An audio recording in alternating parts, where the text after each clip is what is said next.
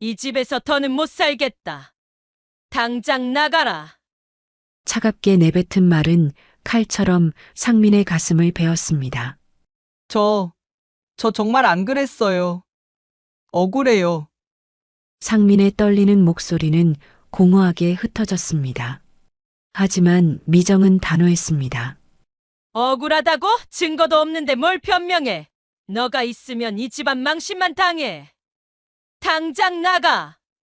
상민의 눈가가 붉어졌습니다.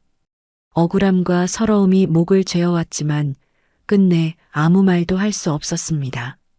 그리고 그는 속으로 다짐했습니다. 언젠가 반드시 성공해서 이 집 문을 다시 두드리겠다고. 지금부터 찐사연 드라마 버려진 가방이 시작됩니다. 방문해 주신 모든 분들께 늘 행복한 일이 가득하시길 바라겠습니다.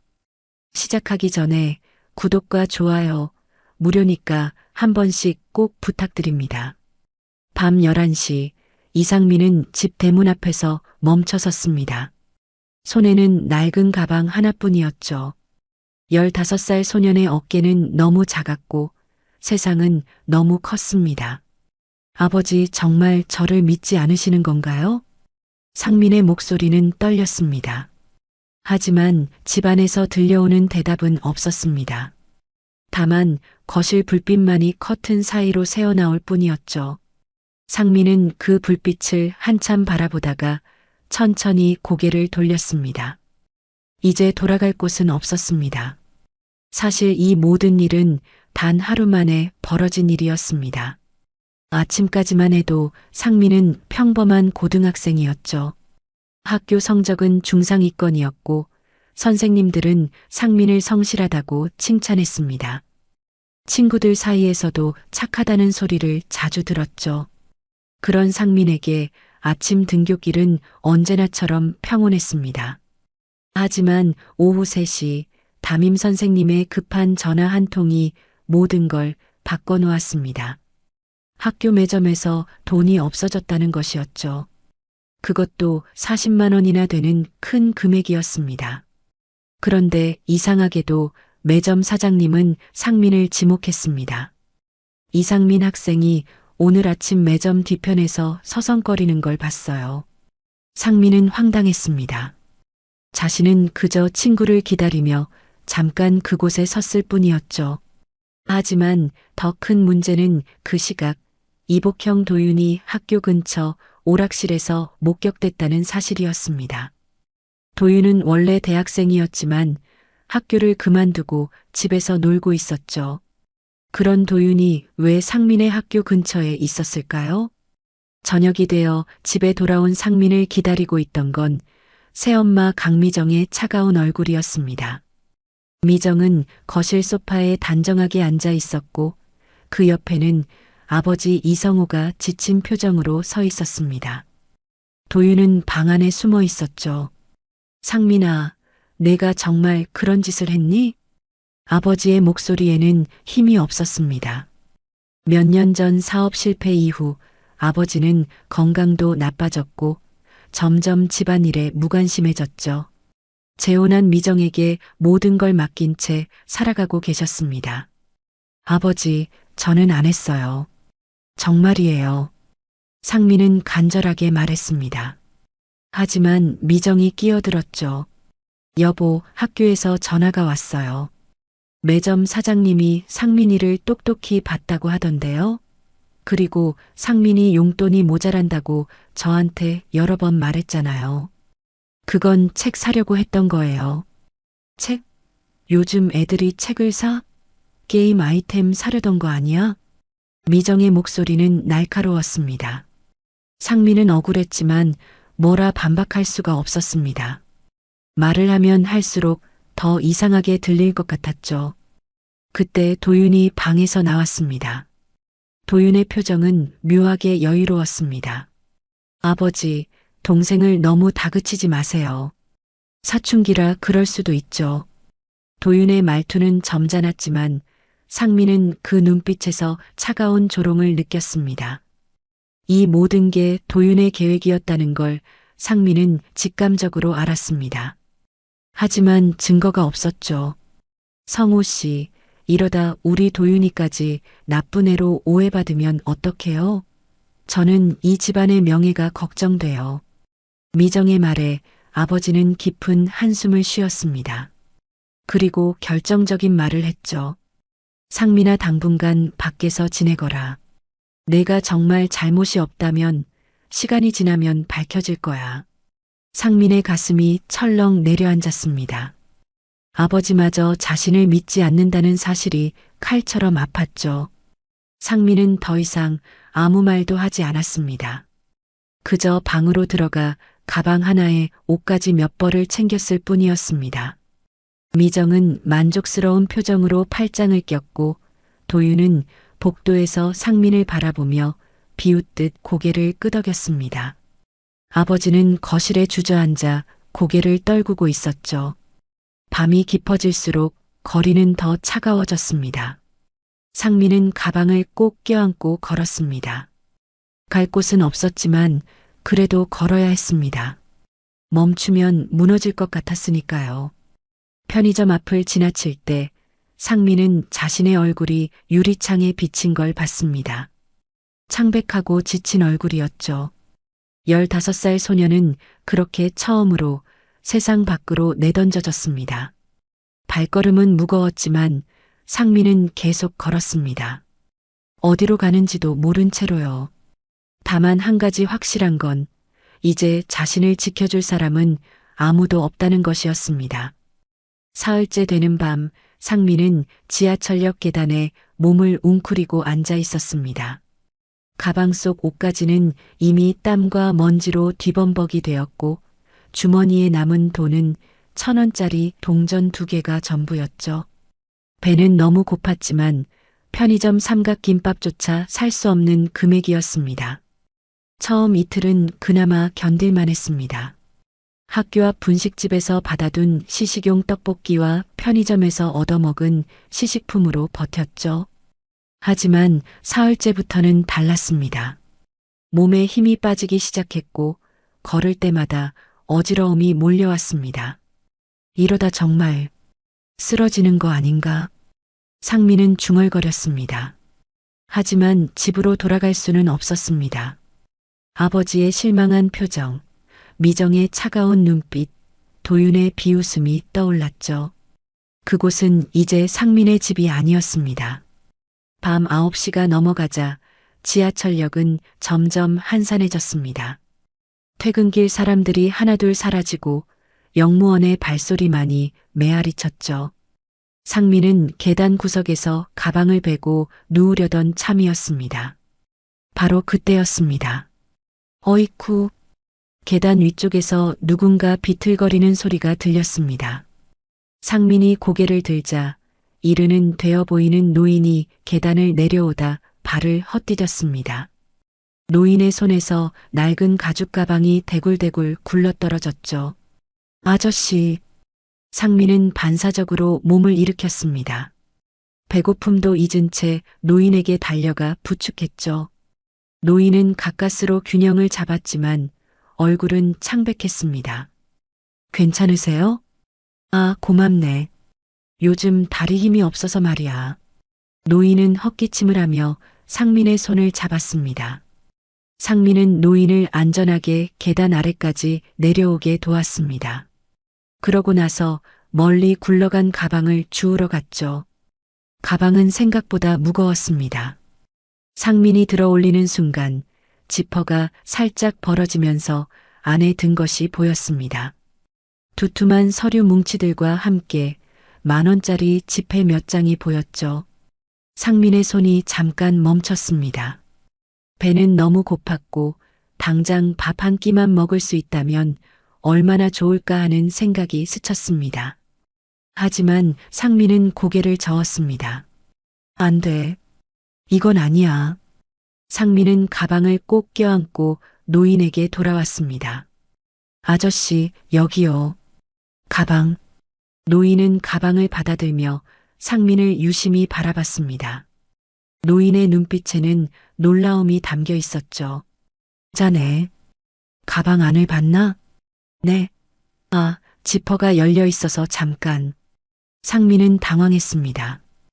혹시 의심을 받는 건 아닐까 걱정됐죠. 하지만 노인의 다음 말은 예상 밖이었습니다. 그런데도 그대로 돌려주는구만. 노인은 잠시 침묵하더니 상민의 얼굴을 자세히 살폈습니다. 상민의 옷은 사흘째 같은 것을 입고 있었고 얼굴은 초췌했습니다. 무엇보다 눈빛에서 깊은 피로가 느껴졌죠. 자네, 집이 어딘가? 저기 멀어요. 상민은 얼버무렸습니다. 사실대로 말할 수는 없었죠. 노인은 더 묻지 않았습니다. 대신 가방을 열어 지갑을 꺼냈습니다. 고맙네.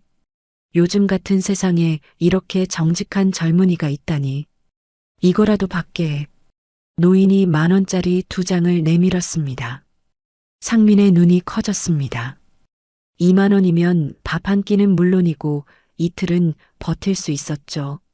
하지만 상민은 고개를 저었습니다. 아니에요. 저는 당연한 일을 했을 뿐이에요. 허허, 당연한 일이라고? 노인은 웃었습니다. 그 웃음에는 쓸쓸함이 묻어 있었습니다. 요즘 세상에 당연한 일을 하는 사람이 얼마나 되겠나? 자네 같은 젊은이는 처음 보네. 노인은 돈을 도로 지갑에 넣더니 상민의 어깨를 톡톡 두드렸습니다. 그럼 이렇게 하세. 밥은 먹었나? 상민의 배에서 요란한 소리가 났습니다. 상민은 얼굴이 빨개졌고 노인은 피식 웃었습니다.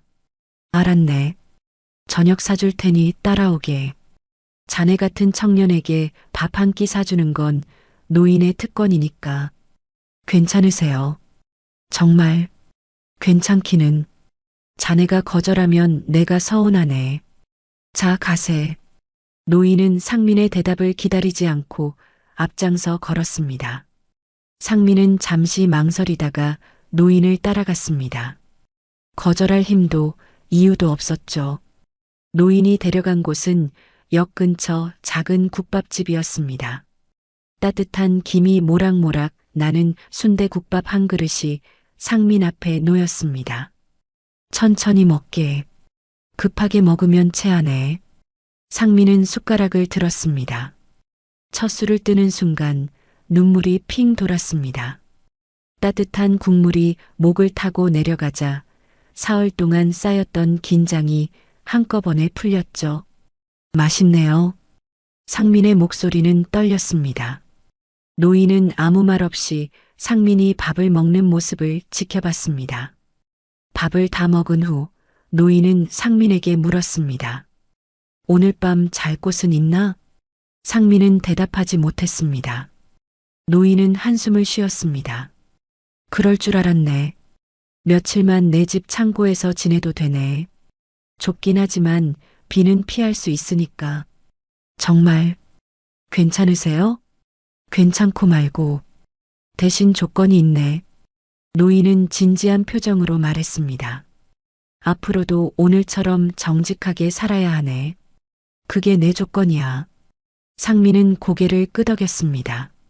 눈물이 흘러내렸지만 이번에는 참지 않았습니다. 감사합니다. 정말 감사합니다. 노인 윤석주는 빙그레 웃었습니다. 그날 밤 상민은 따뜻한 이불 속에서 잠들 수 있었습니다. 아침 햇살이 창고 창문으로 비집고 들어왔습니다. 상민은 오랜만에 푹 잔 덕분인지 개운한 기분으로 눈을 떴습니다. 창고는 좁았지만 깨끗했고 노인이 내준 이불은 따뜻했죠. 상민은 이불을 개고 창고 문을 열었습니다. 일어났나? 마당에서 노인 윤석준이 물뿌리개로 화분에 물을 주고 있었습니다. 노인의 집은 단층 주택이었고 마당에는 여러 화분이 놓여 있었죠. 네, 아저씨. 정말 잘 잤습니다. 그래. 세수하고 안으로 들어오게. 아침 준비했네. 식탁에는 된장찌개와 계란말이, 김치가 놓여 있었습니다. 소박했지만 정성이 느껴지는 식사였죠. 상민은 감사한 마음으로 밥을 먹었습니다. 아저씨는 어떤 일을 하셨어요? 상민이 조심스럽게 물었습니다. 노인은 잠시 찻잔을 들여다보다가 입을 열었습니다. 은행원이었네. 30년 넘게 일하다가 몇 해 전에 퇴직했지. 마지막엔 지점장까지 했네. 은행 지점장이요? 상민은 놀랐습니다. 어제 지하철역에서 만난 노인이 그런 높은 자리에 있었던 사람이라니 믿기지 않았죠. 그렇네. 근데 높은 자리가 뭐 대수겠나? 지금은 그저 혼자 사는 노인일 뿐이지. 석준의 목소리에는 쓸쓸함이 묻어났습니다. 상민은 더 묻지 않았습니다. 대신 설거지를 하겠다고 나섰죠. 아니네. 자네는 앉아있게. 대신 내 제안을 들어보게. 석준은 상민을 거실로 데려갔습니다. 책장에는 경제, 금융, 경영 관련 책들이 빼곡히 꽂혀 있었습니다. 자네 학교는 다니고 있나? 아니요. 이제 못 다닙니다. 상민의 목소리가 작아졌습니다. 석준은 더 캐묻지 않았습니다. 그렇다면 내 제안은 이거네. 여기서 지내면서 내게 배우게.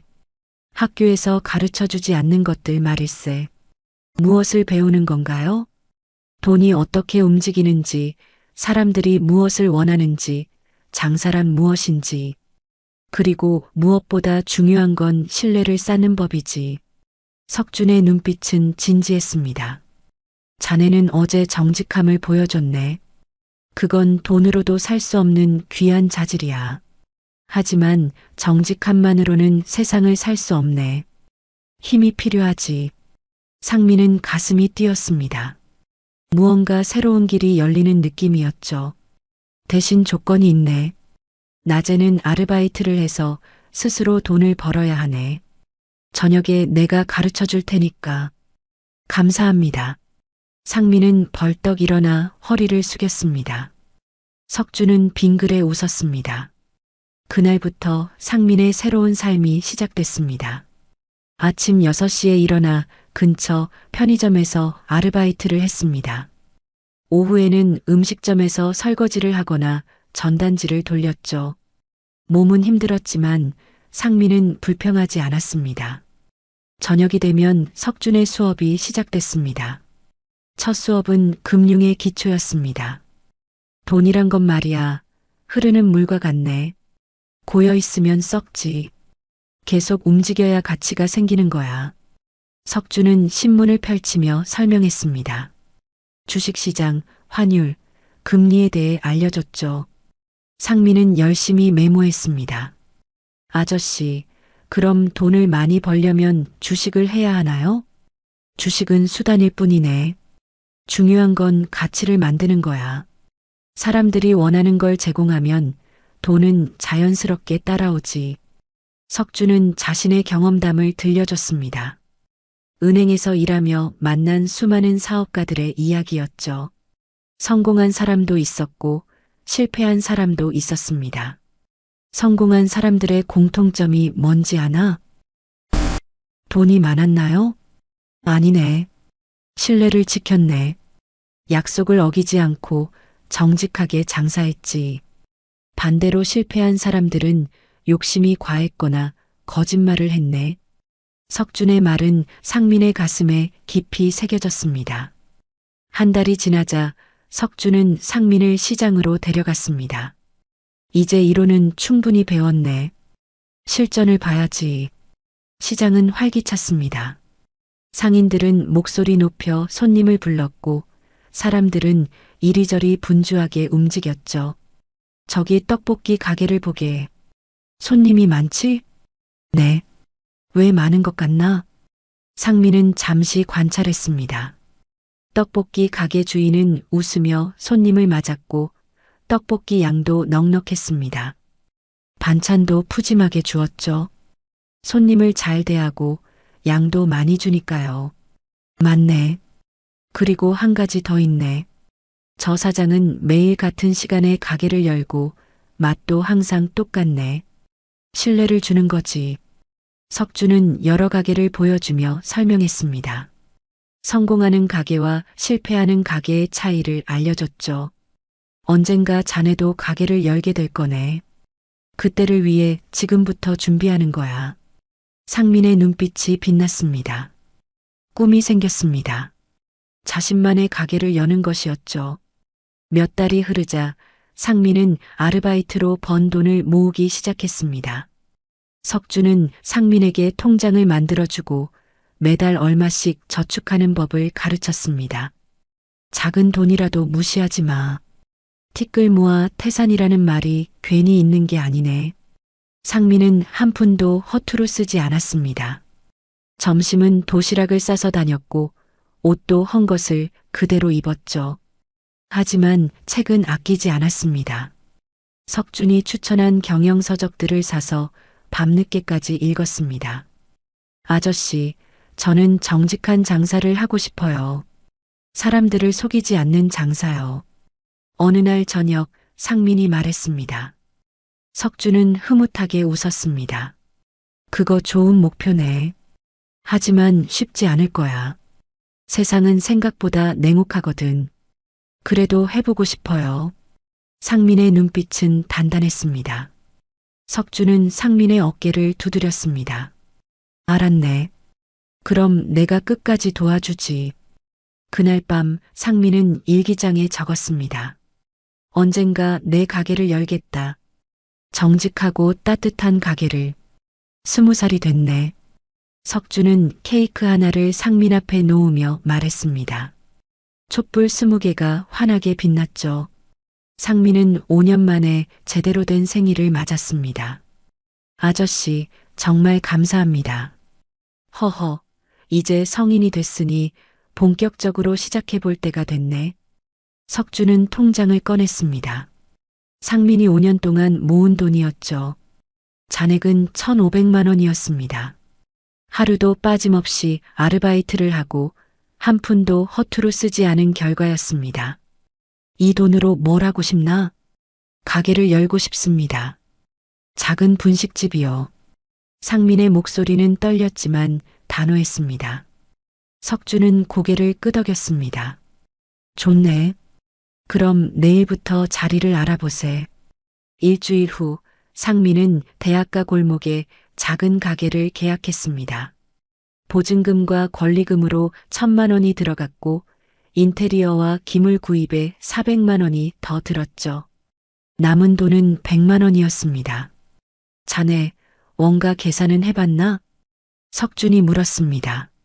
상민은 고개를 끄덕였습니다. 네, 떡볶이 한 접시에 들어가는 재료비는 1,500원 정도고 3,000원에 팔면 이익이 1,500원이에요. 임대료와 전기세, 가스비는? 그것까지는 아직. 상민의 목소리가 작아졌습니다. 석준은 한숨을 쉬었습니다. 상민아, 장사는 단순히 물건을 파는 게 아니네. 모든 비용을 계산해야 해. 하지만 상민은 이미 들뜬 상태였습니다. 자신만의 가게를 갖게 됐다는 설렘이 너무 컸죠. 석준의 조언은 귓전으로 흘러갔습니다. 개업 첫날, 상민은 새벽부터 준비했습니다. 떡볶이 떡을 삶고 소스를 만들고 튀김을 준비했죠. 가게 이름은 정직 분식이었습니다. 어서 오세요. 첫 손님이 들어왔습니다. 대학생 2명이었죠. 상민은 정성껏 떡볶이를 만들었습니다. 떡도 넉넉히 넣고 튀김도 서비스로 하나 더 얹어줬습니다. 와, 여기 진짜 많이 주네. 맛있어요. 손님들의 반응은 좋았습니다. 상민은 뿌듯했습니다. 하지만 문제는 그 다음이었습니다. 한 달이 지나자 장부가 엉망이 됐습니다. 매출은 하루 평균 10만 원 정도였지만 실제로 남는 돈은 거의 없었죠. 재료비를 제대로 계산하지 않고 양을 너무 많이 줬던 것이었습니다. 이게 어떻게 된 거야? 상민은 장부를 보며 머리를 쥐어뜯었습니다. 임대료는 한 달에 50만 원, 전기세와 가스비가 20만 원, 재료비가 100만 원이 넘었습니다. 순이익은 거의 없었죠. 더 큰 문제는 초기 자본이 부족했다는 것이었습니다. 재료를 대량으로 사지 못해 단가가 비쌌고 현금이 부족해 외상으로 재료를 사야 했습니다. 석 달째 되던 날 재료 납품업자가 찾아왔습니다. 사장님, 미안한데 외상값 좀 갚아주셔야죠. 벌써 2달째인데. 죄송합니다. 조금만 기다려주세요. 하지만 돈은 없었습니다. 상민은 급한 대로 친구들에게 손을 벌렸습니다. 30만 원, 50만 원씩 빌렸죠. 그렇게 구멍을 메웠지만 빚은 점점 늘어갔습니다. 넉 달째 상민은 더 이상 버틸 수 없었습니다. 누적된 빚은 200만 원이 넘었고 월세조차 밀리기 시작했습니다. 아저씨, 저 망했어요. 상민은 석준 앞에서 무릎을 꿇었습니다. 눈물이 주르륵 흘러내렸죠. 석준은 아무 말 없이 상민의 어깨를 두드렸습니다. 일어나게. 망한 게 아니네. 하지만 빚도 있고 가게도 문 닫아야 하고 그게 바로 배움이네. 석준은 상민을 일으켜 세웠습니다. 자네는 지금 가장 값진 수업료를 낸 거야. 실패라는 수업료를 말이네. 석준은 상민의 장부를 펼쳤습니다. 하나하나 짚어가며 문제점을 지적했습니다. 첫째, 원가 관리가 안 됐네. 손님을 위한다고 양을 너무 많이 줬지. 둘째, 초기 자본이 부족했네. 재료를 대량으로 사지 못해 단가가 높았어. 셋째, 현금 흐름을 관리하지 못했네. 돈이 들어오고 나가는 걸 제대로 파악하지 못한 거야. 상민은 고개를 숙였습니다. 모두 자신의 잘못이었습니다. 하지만 자네는 한 가지를 지켰네. 뭔가요? 정직함이야. 자네는 재료를 속이지 않았고 손님을 속이지 않았네. 그게 자네의 가장 큰 자산이야. 석준은 지갑에서 돈을 꺼냈습니다. 300만 원이었습니다. 이걸로 빚부터 갚게. 그리고 다시 시작하세. 아저씨, 이럴 수 없어요. 밖에. 이건 투자야. 자네가 다음번엔 성공할 거라는 내 믿음이지.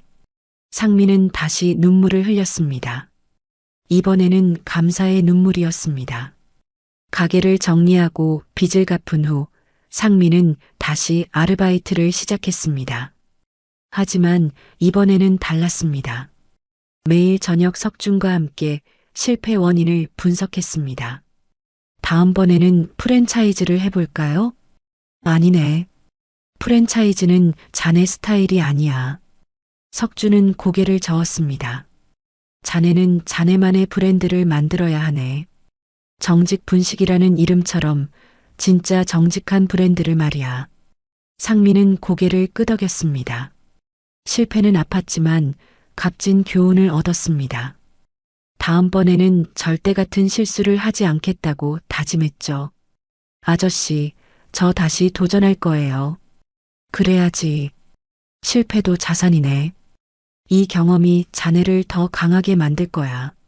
상민의 눈빛에 다시 불이 붙었습니다. 3년이 흘렀습니다. 23살이 된 상민은 다시 한번 도전했습니다. 이번에는 달랐습니다. 철저한 계획과 준비를 거쳐 2번째 정직 분식을 열었죠. 위치는 신중하게 골랐습니다. 유동인구가 많은 역 근처였지만 임대료가 합리적인 곳이었습니다. 초기 자본도 충분히 모았습니다. 이번에는 600만 원을 준비했죠. 원가부터 철저히 계산하겠습니다. 상민은 노트에 꼼꼼히 적었습니다. 떡볶이 한 접시 원가 1,500원, 판매가 3,500원, 순이익 2,000원. 하루 50인분을 팔면 10만 원, 한 달이면 300만 원. 여기서 임대료 50만 원, 공과금 15만 원, 재료비 100만 원을 빼면 순수익은 135만 원이었습니다. 이번에는 망하지 않겠습니다. 개업 첫날 상민은 새로운 원칙을 세웠습니다. 양은 적당히 하지만 맛은 최고로. 재료는 절대 속이지 않는다. 그리고 매일 같은 맛을 유지한다. 어서 오세요. 손님들이 하나둘 들어왔습니다. 이번에는 서비스 튀김을 남발하지 않았습니다. 대신 맛으로 승부를 걸었죠. 매콤하면서도 달콤한 소스, 쫄깃한 떡, 바삭한 튀김. 손님들은 만족했습니다. 여기 진짜 맛있네요. 내일도 올게요. 사장님, 친절하시네요. 입소문이 퍼지기 시작했습니다. 상민은 손님 한 명 한 명을 정성껏 대했습니다. 이름을 외우고 취향을 기억했죠. 단골이 생겼습니다. 한 달 후 상민은 또 다른 시도를 했습니다. 근처 시장 상인들에게 점심 도시락을 납품하기 시작한 것이었습니다. 사장님들, 제가 정직하게 만든 도시락입니다. 한번 드셔보세요. 처음에는 의심하던 상인들도 한번 먹어보고는 고개를 끄덕였습니다. 이거 괜찮은데? 내일도 갖다 줘. 도시락 납품은 안정적인 수입원이 됐습니다. 하루 30개씩 팔렸고 이익은 한 달에 100만 원이 추가됐죠. 1년이 지나자 상민은 두 번째 지점을 열었습니다. 이번에는 석준의 조언대로 직영 방식을 택했습니다. 믿을 만한 직원을 고용해 운영을 맡겼죠. 제 방식을 그대로 따라주세요. 재료를 속이지 말고 손님을 정성껏 대하세요. 상민은 매뉴얼을 만들었습니다. 조리법, 재료 분량, 손님 응대 방식까지 세세하게 적었습니다. 직원들은 그대로 따랐고 두 번째 지점도 성공했습니다. 그리고 상민은 새로운 무기를 찾았습니다. 바로 인터넷이었습니다. 아저씨, 요즘은 인터넷으로 홍보를 해야 한대요. 상민은 블로그를 만들었습니다. 매일 가게 이야기를 올렸습니다. 재료 손질 과정, 조리 과정을 사진으로 찍어 올렸죠. 투명하게 공개했습니다. 정직 분식은 이렇게 만들어집니다. 사람들은 반응했습니다. 댓글이 달렸고 방문자가 늘었습니다. 멀리서도 찾아오는 손님이 생겼죠. 블로그 보고 왔어요. 정말 정직하게 하시네요. 상민은 웃으며 대답했습니다. 당연한 일을 하는 것뿐입니다. 26살 상민은 5번째 지점을 냈습니다. 이제 정직 분식은 지역에서 알아주는 브랜드가 됐습니다. 하지만 상민은 무리하게 확장하지 않았습니다. 석준의 조언을 기억했죠. 천천히 가게. 빠른 성장보다 안정이 중요하네. 상민은 각 지점을 직접 돌며 관리했습니다. 맛이 떨어지면 즉시 시정했고 직원들의 이야기를 경청했습니다. 가맹점주가 아닌 직원으로 운영했기에 통제가 가능했죠. 28살 상민은 10번째 지점을 냈습니다. 연 매출은 10억 원을 넘었습니다. 한때 빚더미에 앉았던 청년은 이제 젊은 사업가가 됐습니다. 아저씨, 이제 고향에 가보려고요. 상민은 석준에게 말했습니다. 석준은 빙그레 웃었습니다. 그래야지. 이제 떳떳하게 갈 수 있겠네. 무섭기도 합니다. 아버지를 만나면 뭐라고 해야 할지. 자네가 이룬 걸 보여주면 되네. 말보다 행동이 더 크게 말하는 법이야. 상민은 고개를 끄덕였습니다. 가슴 한편에는 두려움이 있었지만 다른 한편에는 자신감도 있었습니다. 기차를 타고 고향으로 향했습니다. 13년 만이었습니다. 창밖 풍경은 낯설었지만 어딘가 익숙했습니다. 역에 내려 옛 동네로 걸어갔습니다.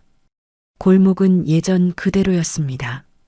하지만 사람들은 상민을 알아보지 못했죠.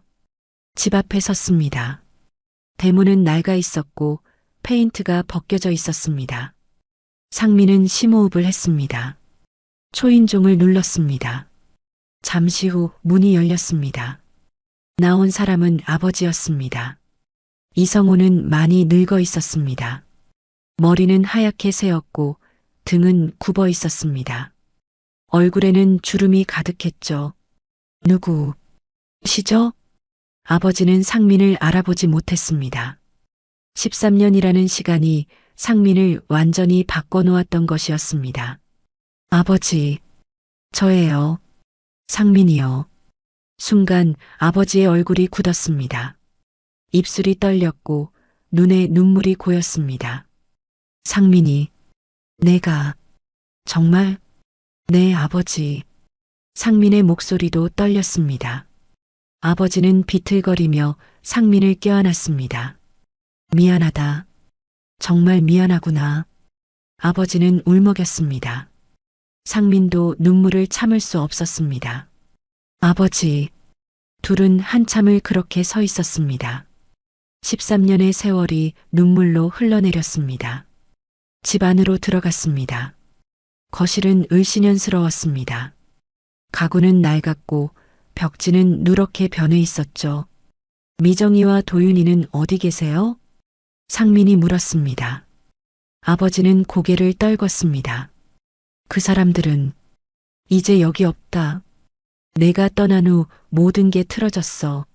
아버지의 목소리에는 후회가 가득했습니다. 상민은 더 묻지 않았습니다. 다만 아버지의 손을 꼭 잡았을 뿐이었습니다. 아버지, 저 이제 괜찮아요. 제대로 된 사람이 됐어요. 아버지는 상민의 얼굴을 바라봤습니다. 그리고 희미하게 웃었습니다. 아버지와 차를 마시며 상민은 지난 13년간의 이야기를 들었습니다. 그것은 몰락의 기록이었습니다. 내가 떠나고 한 달 후였다. 미정이가 내 사업체 지분을 자기 이름으로 옮기자고 했어. 나는 그때 이미 기운이 없었고 믿었지.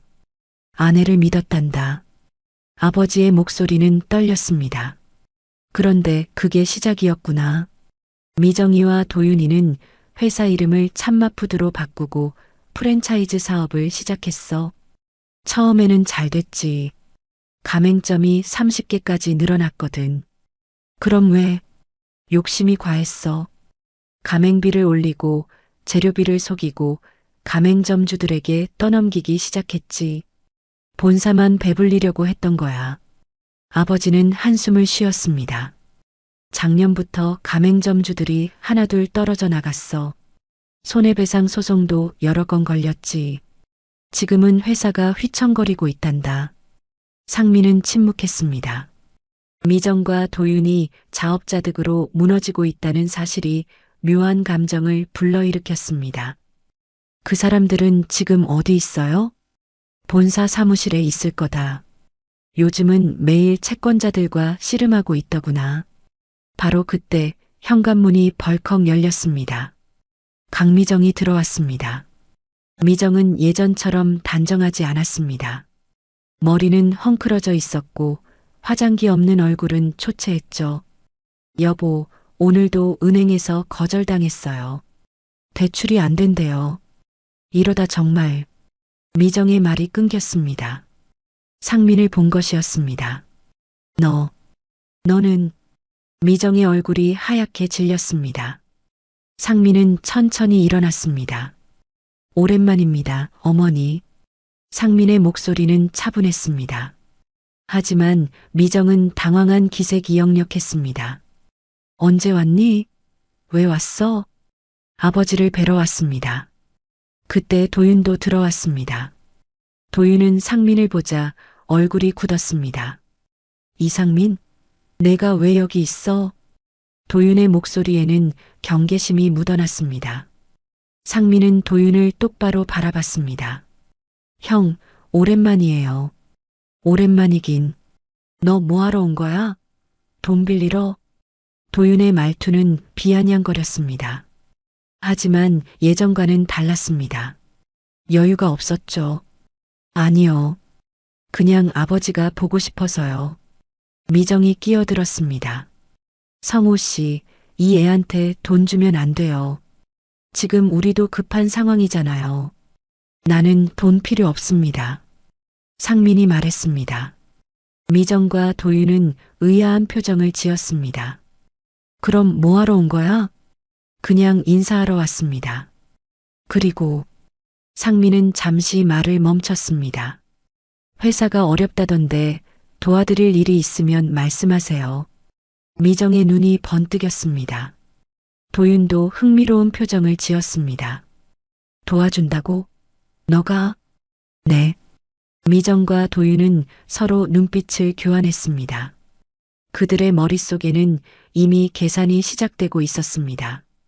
며칠 후 상민은 참마푸드 본사를 방문했습니다. 사무실은 을씨년스러웠습니다. 직원들은 몇 명 남지 않았고 서류는 산더미처럼 쌓여 있었죠. 이게 우리 회사 현황이야. 도윤이 서류를 내밀었습니다. 상민은 꼼꼼히 살펴봤습니다. 가맹점수 35개, 하지만 계약 해지 요청이 15건, 미수금 3억 원, 손해배상 소송 8건. 회사는 파산 직전이었습니다. 어때? 도와줄 수 있겠어? 도윤의 목소리에는 간절함이 묻어났습니다. 상민은 고개를 끄덕였습니다. 방법이 있긴 합니다. 뭔데? 제 브랜드와 합병하는 겁니다. 참마푸드를 정직 분식산하로 편입시키는 거죠. 미정이 벌떡 일어났습니다. 그게 무슨 소리야? 우리 회사를 내 밑으로 넣으라고? 어머니, 지금 선택권이 있으신가요? 이대로 가면 파산입니다. 상민의 목소리는 차분했지만 단호했습니다. 미정은 입술을 깨물었습니다. 조건이 뭔데? 경영권을 제게 넘기시고 모든 부정거래 내역을 공개하셔야 합니다. 그래야 가맹점주들을 설득할 수 있어요. 그건 안 돼. 도윤이 소리쳤습니다. 그러면 우리가 사기꾼이 되잖아. 이미 그렇게 된 거 아닌가요? 상민의 말에 도윤은 말문이 막혔습니다. 미정은 분한 표정으로 상민을 노려봤습니다. 너 복수하러 온 거지? 아니요. 진짜로 돕고 싶습니다. 하지만 제 방식대로요. 미정과 도윤은 고민에 빠졌습니다. 선택의 여지가 없었습니다. 파산하거나 상민에게 고개를 숙이거나 일주일만 생각할 시간을 줘. 도윤이 말했습니다. 상민은 고개를 끄덕였습니다. 알겠습니다. 하지만 그 이상은 어렵습니다. 시간이 없거든요. 상민이 나간 후 미정과 도윤은 긴 대화를 나눴습니다. 엄마, 저 자식 너무 건방진 거 아니야? 건방지긴. 근데 도윤아. 미정의 눈빛이 험악해졌습니다. 우리가 경영권을 넘긴다고 했잖아. 근데 종이 위에 서명만 하면 되는 거야. 실제로 넘길 필요는 없어. 무슨 말이야? 계약서를 조작하는 거지. 그리고 상민이 투자한 돈으로 빚부터 갚고 나중에 계약을 뒤집는 거야. 도윤의 얼굴에 미소가 번졌습니다. 그래, 좋은 생각이야. 어차피 저 자식은 법을 잘 모를 거야. 당연하지. 13년 동안 거리에서 굴러다녔는데 뭘 알겠어? 둘은 음흉하게 웃었습니다. 하지만 그들은 몰랐습니다. 상민이 이미 모든 걸 예상하고 있다는 것을요. 일주일 후 미정과 도윤은 상민에게 연락했습니다. 합병하겠어. 내 조건을 받아들이지. 도윤의 목소리는 마지못해 하는 듯 했지만 상민은 그 속내를 알고 있었습니다. 석준에게 배운 가장 중요한 교훈이 있었죠. 사람의 본성은 쉽게 변하지 않는다. 좋습니다. 그럼 정식 계약을 위해 공개 협상장을 마련하겠습니다. 공개 협상장? 그게 무슨? 참마푸드 가맹점주들을 모두 모으겠습니다. 투명하게 진행하려고요. 미정의 얼굴이 굳었습니다. 그럴 필요까지야. 어머니, 투명성이 없으면 신뢰도 없습니다. 가맹점주들이 납득해야 합병이 의미가 있죠. 상민의 말에 도윤이 거들었습니다. 알았어. 우리도 떳떳하니까 상관없지. 하지만 도윤의 눈빛은 불안했습니다. 그 사이 상민은 조용히 움직이고 있었습니다. 고향 중심가에 있는 5층짜리 상가 건물을 매입한 것이었습니다. 13년 전 자신이 쫓겨났던 바로 그 동네였죠. 아저씨, 이 건물을 본사로 쓰겠습니다. 상민은 석준과 함께 건물을 둘러봤습니다. 1층은 매장으로 2층과 3층은 사무실로, 4층과 5층은 교육장으로 쓸 계획이었습니다. 좋은 위치네. 유동인구도 많고, 네. 여기서 새 출발을 하려고요. 제대로 된 본사를 차리고 가맹점주들에게도 제대로 된 지원을 해주려고요. 건물 매입 금액은 15억 원이었습니다. 상민이 모은 자금과 은행 대출을 합쳐 마련한 금액이었죠. 이제 상민에게는 확고한 기반이 생긴 것이었습니다. 도윤이와 미정이는 이걸 모를 거네. 네. 알 필요도 없습니다. 어차피 그들은 저를 속이려고 하니까요. 상민의 목소리는 차분했습니다. 이틀 후 새로 매입한 건물 1층 홀에 사람들이 모여들었습니다. 참마푸드 가맹점주 35명 전원이었습니다. 그들의 얼굴에는 분노와 실망이 가득했죠. 단상에는 상민, 미정, 도윤이 앉아 있었습니다. 객석 뒷줄에는 석준도 조용히 자리를 지키고 있었습니다. 미정과 도윤이 건물에 들어서며 놀란 표정을 지었습니다. 이 건물이 내 거야? 네. 일주일 전에 매입했습니다. 이제 정직 분식의 본사가 될 곳이죠. 도윤의 얼굴이 굳었습니다. 상민이 이미 이 정도 자금력을 갖췄다는 사실이 충격이었던 것입니다. 오늘 이 자리는 참마푸드와 정직 분식의 합병 협상입니다. 상민이 마이크를 잡았습니다. 하지만 그 전에 여러분께 진실을 말씀드려야 할 것 같습니다. 미정과 도윤의 얼굴이 창백해졌습니다. 이 서류를 보시죠. 상민은 스크린에 서류를 띄웠습니다. 참마푸드의 내부 장부였습니다. 이건 참마푸드 본사의 실제 재료 구매 내역입니다. 본사는 킬로그램당 3,000원의 재료를 구매하고 가맹점에는 5,000원에 판매했습니다. 가맹점주들이 웅성거리기 시작했습니다. 그뿐만이 아닙니다.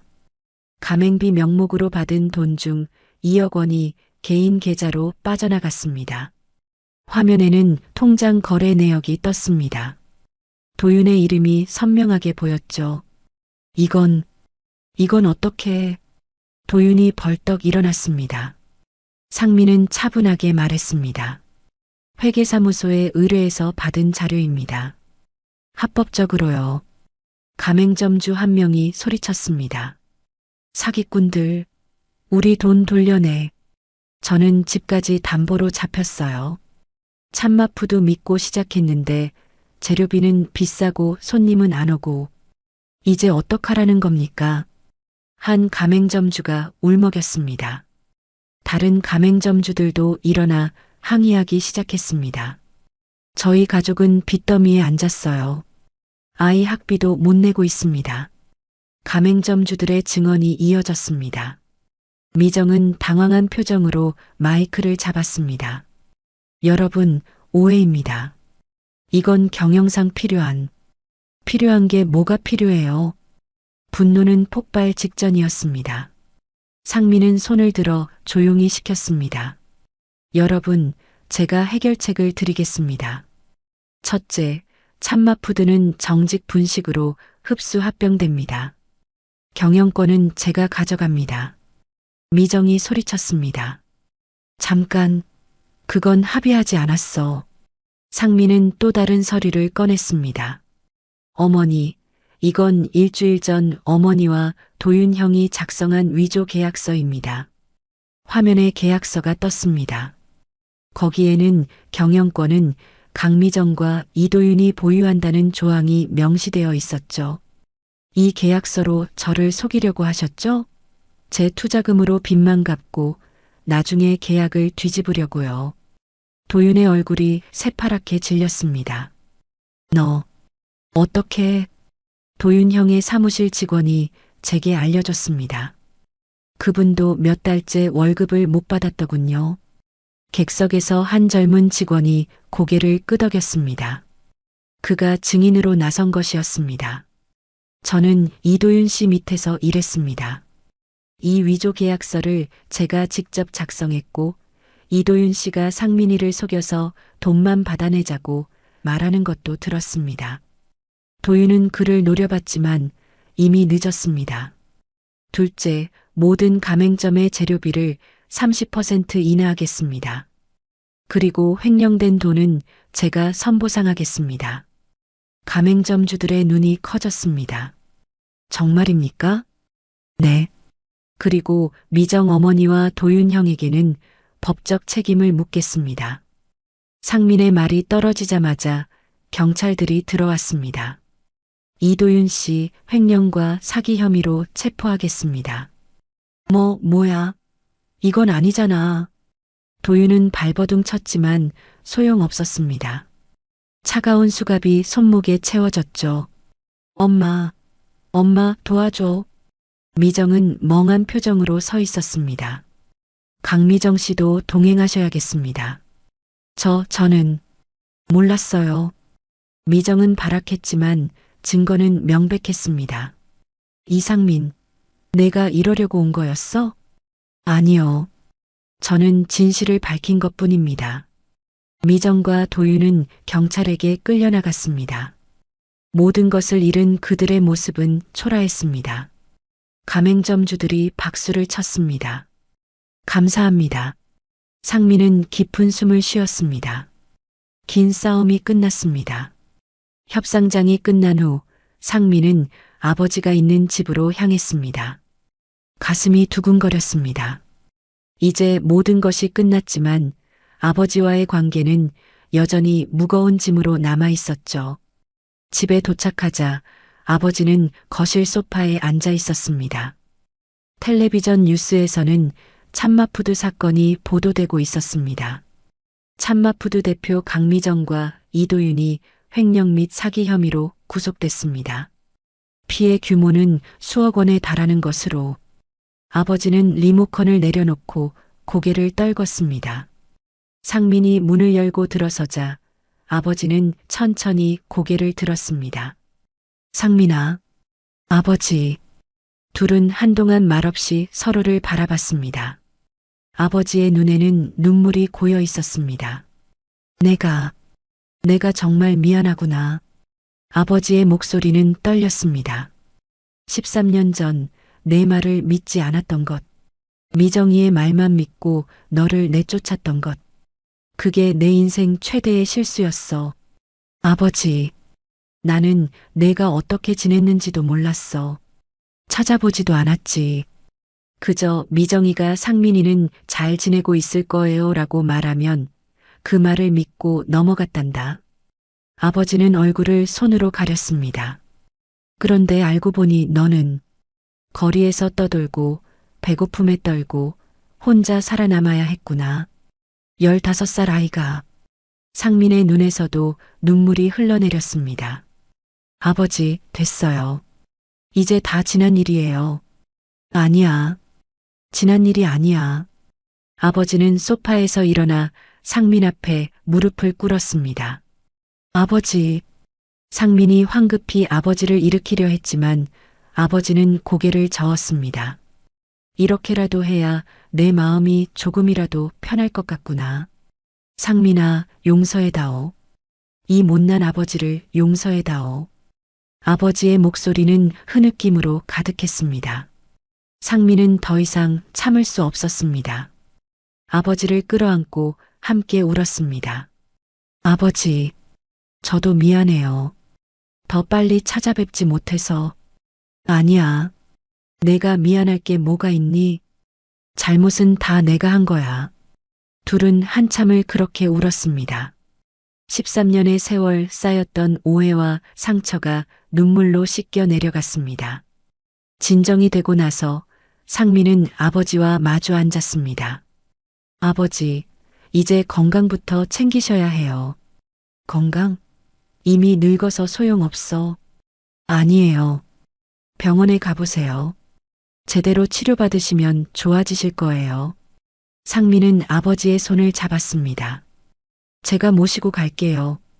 그리고 이제부터는 제가 아버지를 돌볼게요. 아버지는 고개를 저었습니다. 아니야. 나는 내게 해준 게 없는데 어떻게 내 신세를 지겠니? 아버지는 제게 생명을 주셨잖아요. 그것만으로도 충분해요. 상민의 말에 아버지는 다시 눈물을 흘렸습니다. 며칠 후 상민은 아버지를 병원에 모시고 갔습니다. 검사 결과 당뇨와 고혈압이 심각했지만 치료는 가능했습니다. 꾸준히 약을 드시고 관리하시면 건강하게 지내실 수 있습니다. 의사의 말에 상민은 안도했습니다. 이제 아버지를 제대로 모실 수 있게 됐습니다. 병원에서 나오며 아버지가 물었습니다. 상민아, 너는 어떻게 이렇게 훌륭하게 자랐니? 제게 은인이 있었어요. 윤석준 아저씨요. 상민은 석준의 이야기를 들려줬습니다. 지하철역에서의 만남, 가방을 돌려준 일, 그리고 석준이 가르쳐준 모든 것들을요. 그분이 제게 말씀하셨어요. 사람을 속이지 않는 정직함이 가장 큰 자산이라고요. 아버지는 고개를 끄덕였습니다. 좋은 스승을 만났구나. 그분께 꼭 인사드려야겠다. 네, 아버지. 한 달 후 상민은 새로운 프로젝트를 시작했습니다. 정직 분식 본사 건물 4층에 청년 창업 지원센터를 열었습니다. 개소식 날 많은 사람들이 모였습니다. 가맹점주들, 직원들, 그리고 석준도 참석했습니다. 저는 15살 때 집에서 쫓겨나 거리를 떠돌았습니다. 상민이 마이크를 잡고 말했습니다. 그때 저를 구해준 건 한 분의 작은 친절이었습니다. 가방을 주었을 뿐인데 그분은 제게 밥을 사주시고 잘 곳을 마련해 주시고 인생을 가르쳐 주셨죠. 상민은 석준을 바라봤습니다. 석준은 빙그레 웃고 있었습니다. 이제 저도 그렇게 하고 싶습니다. 어려운 처지의 청년들에게 기회를 주고 싶습니다. 이 센터는 무료로 창업 교육을 제공하고 초기 자금도 지원할 것입니다. 박수가 터져 나왔습니다. 그리고 한 가지 더 발표하겠습니다. 상민은 또 다른 현수막을 펼쳤습니다. 윤석준 장학재단이라는 글씨가 보였습니다. 제 은인이신 윤석준 아저씨의 이름을 딴 장학재단을 설립합니다. 어려운 환경의 청소년들이 꿈을 포기하지 않도록 돕겠습니다. 석준은 놀란 표정으로 상민을 바라봤습니다. 눈가가 촉촉해졌죠. 상민아, 아저씨, 제가 받은 은혜를 이렇게라도 갚고 싶어요. 석준은 천천히 단상으로 걸어왔습니다.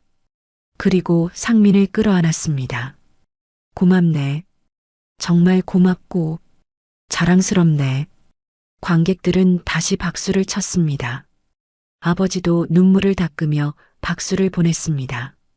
개소식이 끝나고 상민은 본사 옥상으로 올라갔습니다. 석준과 아버지가 함께였습니다. 상민아, 아버지가 말했습니다. 너는 진짜 유산이 뭔지 아는구나. 예, 돈이나 건물이 유산이 아니야. 사람을 속이지 않는 정직함, 어려운 사람을 돕는 마음, 그게 진짜 유산이란다. 상민은 미소 지었습니다. 아버지, 그건 제가 배운 거예요. 아저씨에게서요. 석준이 웃으며 말했습니다. 아니네. 자네는 원래 그런 사람이었어. 나는 그저 자네가 가진 걸 일깨워 준 것뿐이야. 셋은 옥상 난간에 서서 거리를 내려다봤습니다. 사람들이 오가고 차들이 지나가고 세상은 여전히 돌아가고 있었습니다. 상민아, 앞으로 어떻게 살 거니? 아버지가 물었습니다. 계속 정직하게 살 거예요. 사람들을 속이지 않고 약속을 지키고 도움이 필요한 사람을 돕는 삶이요. 그거면 충분하구나. 아버지는 상민의 어깨를 토닥였습니다. 저녁 노을이 하늘을 붉게 물들였습니다. 상민은 깊은 숨을 들이마셨습니다. 13년의 긴 여정이 끝났습니다. 이제 새로운 시작이었습니다. 버려졌던 가방 하나가 인생을 바꿨습니다. 그리고 그 가방 속에는 진정한 유산이 담겨 있었습니다. 정직함, 신뢰, 그리고 사랑이었습니다. 오늘의 이야기는 여기까지입니다. 찐사연 드라마가 마음에 남으셨다면 댓글로 함께 나눠주세요. 오늘 하루도 마음에 따뜻한 빛이 머무는 하루 되시길 바랍니다.